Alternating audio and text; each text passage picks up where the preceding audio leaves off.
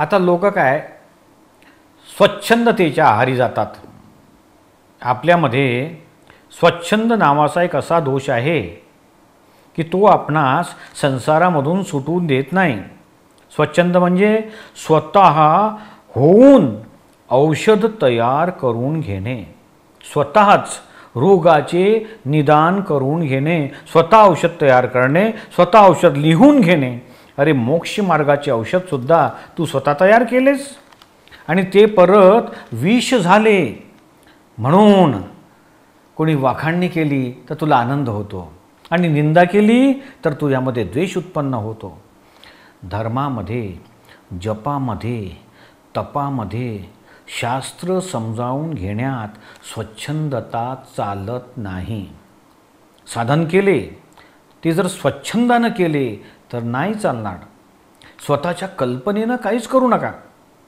दादाश्री म्हणतात, हा तर स्वतःच गुन्हेगार, स्वतःच वकील आणि स्वतःच न्यायाधीश अशा तऱ्हेने चालतो। स्वच्छंद म्हणजे काय? स्वतःच्या बुद्धीची कल्पना मरावयाची असेल तर मग स्वच्छंदतेच्या पाठीमागे लागा। जोपर्यंत ज्ञानी पुरुष भेटत नाही तोपर्यंत दुसरं काही शोधू नकोस, फक्त एक सत्पुरुषाला शोधून काढ, त्याच्या चरणकमळावर सर्व भाव अर्पण करून दे आणि नंतर जर मोक्ष मिळाला नाही तर माझ्याकडे ये, असं श्रीमद राजचंद्र म्हणत असत। मोक्षाची जी गली आहे ती अतिशय अरुंद आहे, त्यामध्ये जर तू वाकडा चालायला गेलास अडकशील। त्याच्यामध्ये तर सरळ जावं लागते तरच मोक्षापर्यंत पोहोचशील।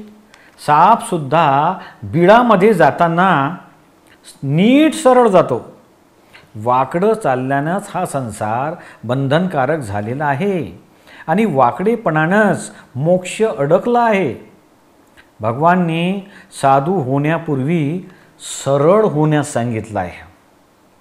व्यवहारामध्ये जर कोणी वाकडेपणानं वागत असेल तर त्याला कोणी विचारत नाही आणि वाकडेपणा कमी असेल तर त्याला सर्वजण विचारतात, मग तो लोकांमध्ये वंदनीय होतो।